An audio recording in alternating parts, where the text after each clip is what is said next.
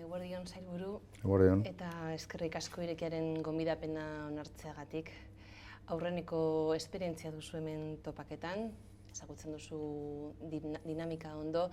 Herritarrek bere galderak bidali dituzte, aste hauetan zehar sare sozialen bitartez, eta gaur zuk hemen zuzenean erantzuna emango diezu boto gehien jaso duten 20-ri. Es usted el consejero de Hacienda y Economía y principalmente abordaremos temas propios de su departamento, aunque también otras cuestiones que exceden de su ámbito de competencia sobre las que la ciudadanía también ha querido conocer su opinión. Entonces, bueno, sin más, pues empezamos con el cuestionario. Vale, pues como ya ha sucedido con la topaqueta del Lehendakari, la cuestión de la RGI ha tenido mucho peso en las preguntas recibidas.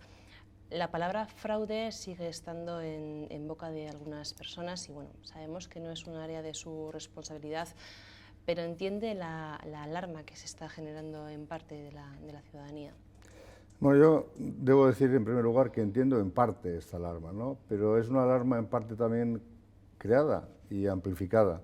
Creo que el fraude de la RGI, al igual que el fraude fiscal o cualquier tipo de fraude, hay que perseguirlo en todo caso, y especialmente desde las administraciones públicas que tienen la responsabilidad de que el conjunto de ciudadanos, ¿no?, pues, cumplan con todo tipo de obligaciones y responsabilidades que tienen frente a la administración. Pero dicho esto, hay que decir también que el Departamento de Empleo y Lanbide concretamente ha actuado intensamente en la lucha contra el fraude o las irregularidades o las actuaciones no deseables en esta materia. El año pasado actuó en más de 135.000 expedientes y consiguió exclusivamente ver que solo en el 0,6%, en los 824 expedientes, había irregularidades.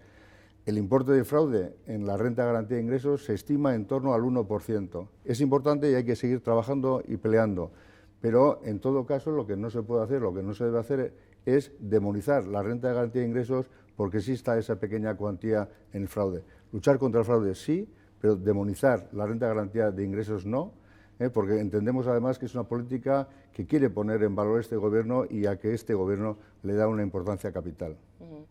Argi dago kalean eztabaida dagoela gai honen inguruan, erregiaren 650 euroak nahikoa ote diren bizitza duin bat eramateko, eta gainera badira batzuk ere konparatzen dutela kopuru hau arduradun politikoek jasotzen dituzten soldatekin. Zango zenuke Euskadin gizarte laguntzak, gizarte prestazioak nahikoa direla? Bueno, kontutan hartu behar da lehen eta behin, RGI ez dela soldata bat, laguntza bat baizik. 650 eurokoa da, ez? Eta horreri gehitu behar beste 250 milioi, 250 euro etxe bizitza laguntza emoten dana, ez? Eta baita ere, familiak ume gehiago badeki edo diru kupurua handiagoa da.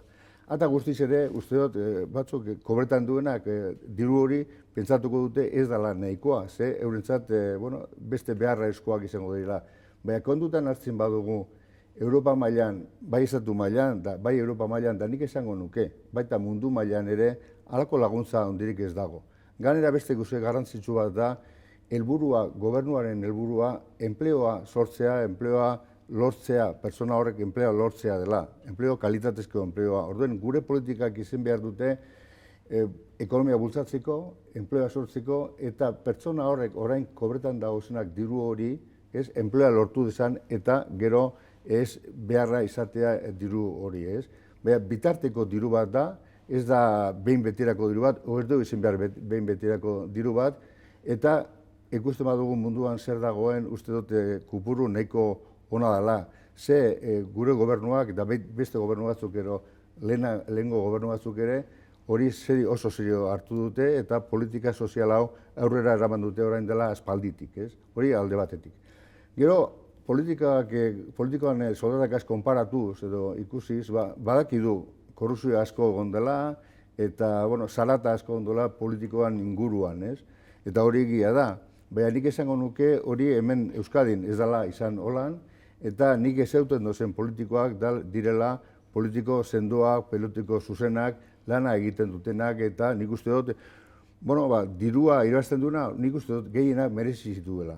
Eta baita beste gauza bat ere, politiko asko dagoz, udalesetan, bereziki, ez duna ezer kobratzen. Ez dut ezer kobratzen, da lan pilo bat egiten du, herriaren alde, jentearen alde, ezer kobratu gabe. Orduen, kontuz politikoak ere. Politikoak kritikatu, egin behar denean kritikatu egin behar dira, baina gauzek ondo egiten duzunen ere nik nahi nuke defenditzea politikok, eta defenditzea politika uste dut hori dela gauzen bat danentzako. Sobre otro tipo de prestación, la de la jubilación, también ha habido numerosas preguntas. ¿Por qué se congelan?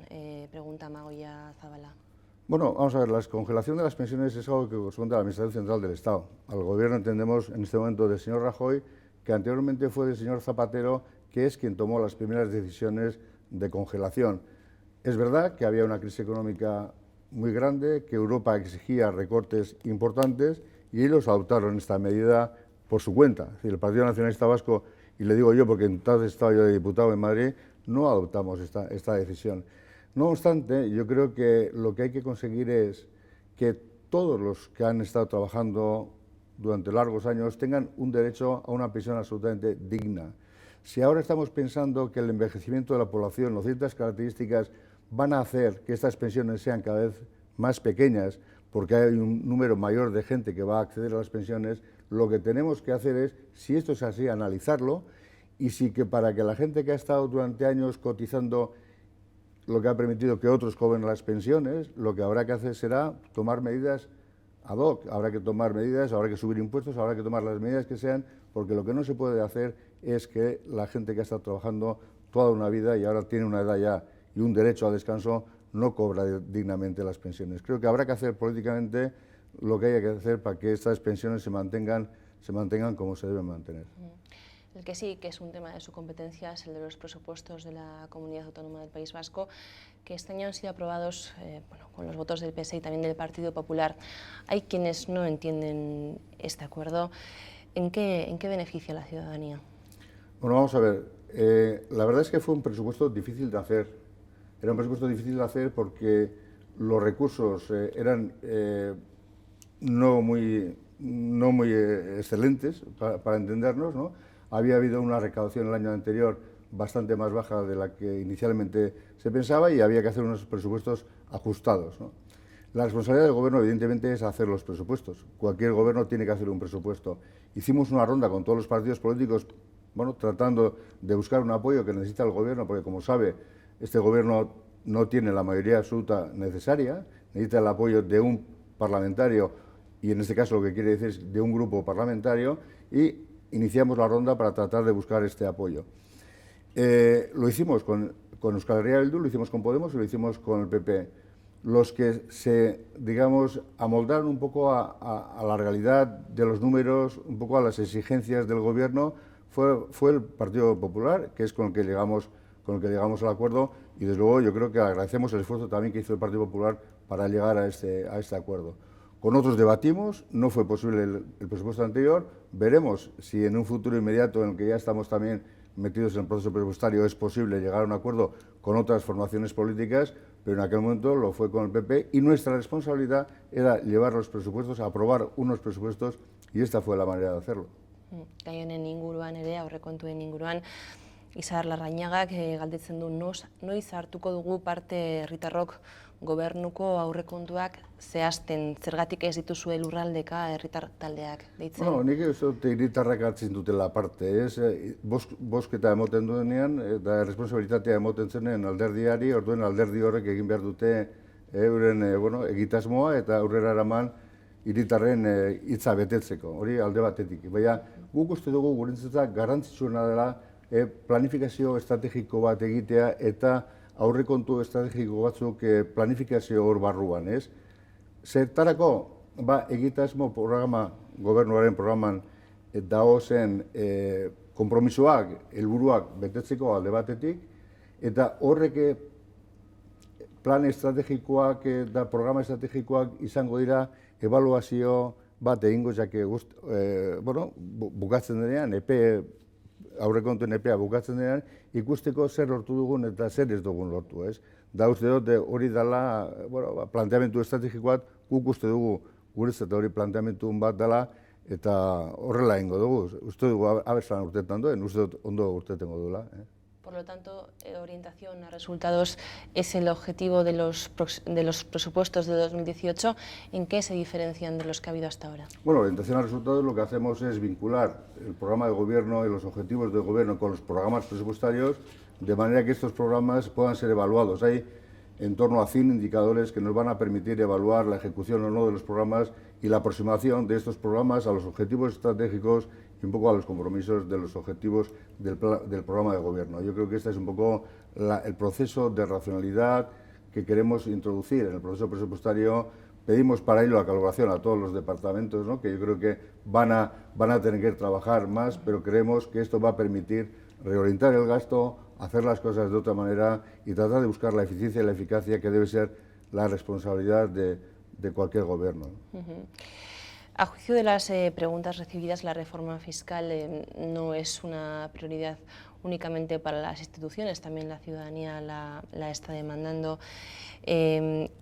Concretamente dice, ¿para cuándo una nueva fiscalización que permita una mejor distribución de la riqueza?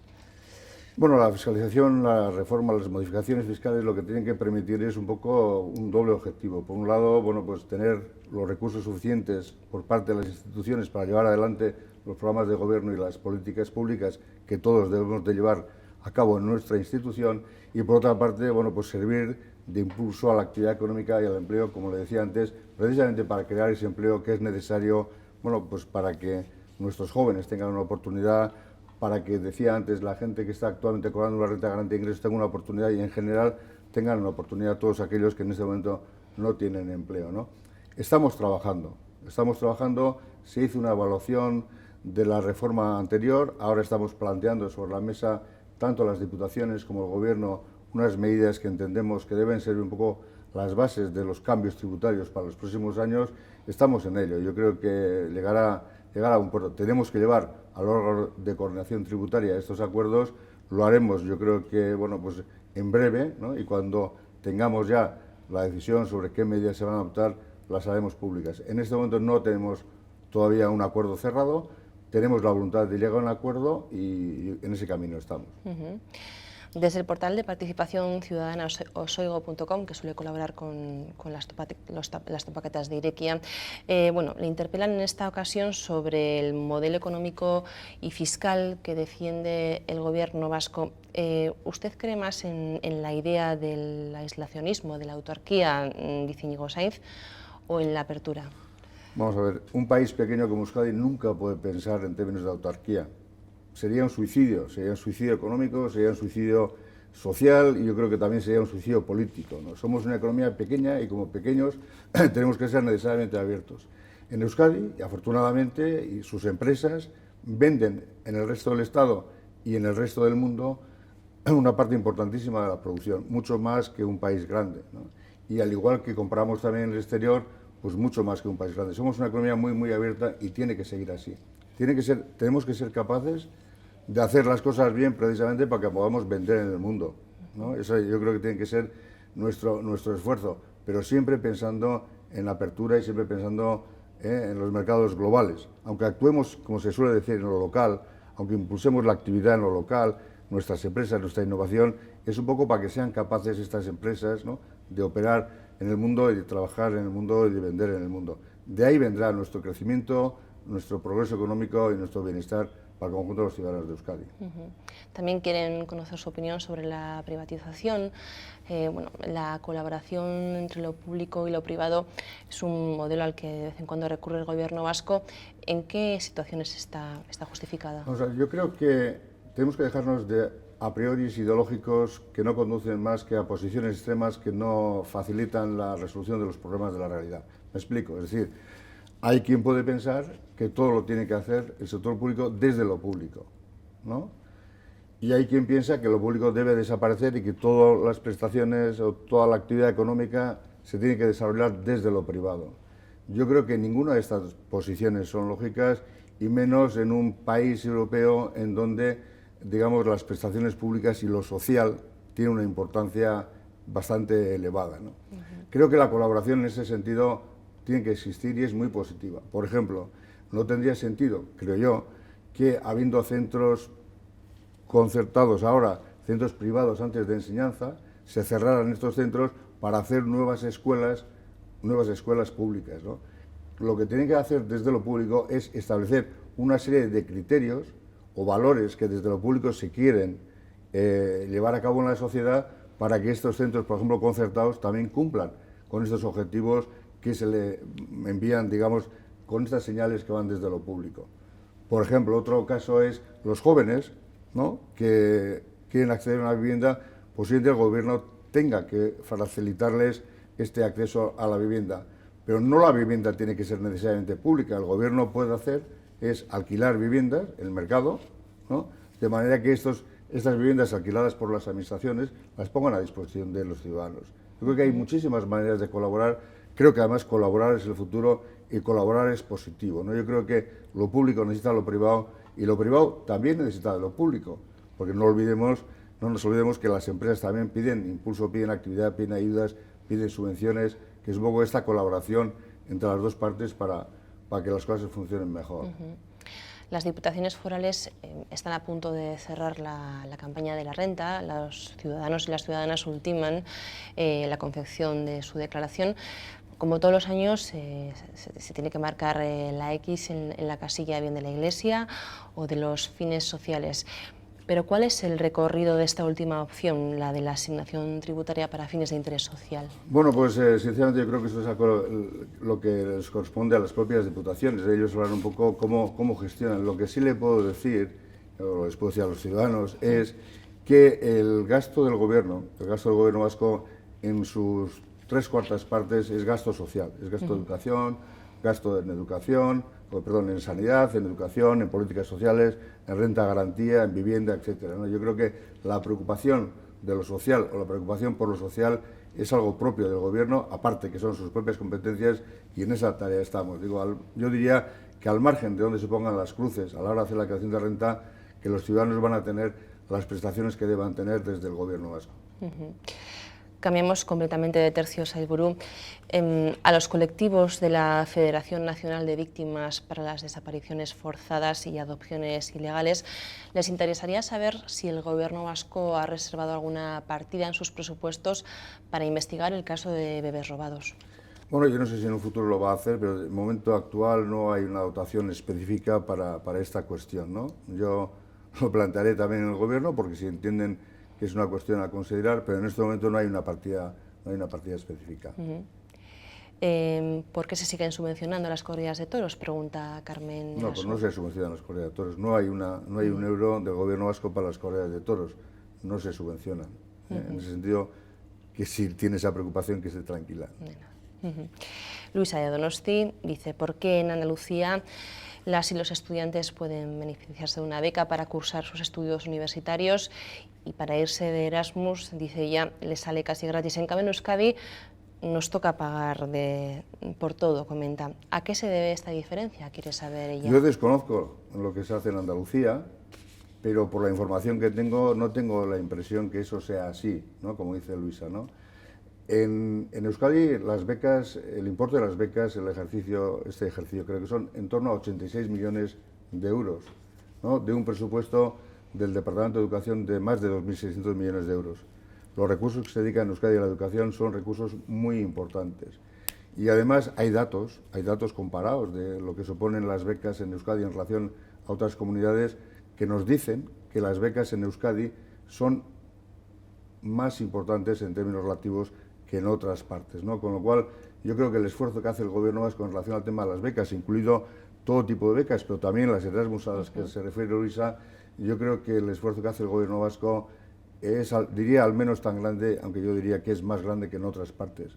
Ahora, es cierto que para cobrar esas becas hay que cumplir una serie de requisitos, me imagino que académicos, una serie de requisitos de renta, como en todas partes, ¿no? Pero cumpliendo esos requisitos y reclamando las becas, en base a esos requisitos, si tienes derecho, tendrás la beca. Bueno, pues terminamos la topaketa ya, Sailburu. Volviendo a un tema que ya hemos tocado antes, porque quizá sí es verdad que no se entiende el apoyo a los presupuestos generales del Estado con el PP y se tiende a vincular con el acuerdo alcanzado en torno al cupo. No sé si querría aclarar algo sobre esta cuestión. Sí, yo quiero aclarar una cuestión. Yo lo he intentado aclarar en más de una ocasión, ¿no? Nada tiene que ver una cosa con la otra, o no hay que vincular una cosa con la otra. El apoyo a los presupuestos del Estado fue un apoyo que lo hizo el Grupo Vasco en el Congreso del Partido Nacionalista Vasco. Y además creo que hay que felicitar al Grupo Vasco y al Partido Nacionalista Vasco por ese acuerdo, porque creo que los logros de ese apoyo fueron realmente positivos para el conjunto de los ciudadanos de Euskadi.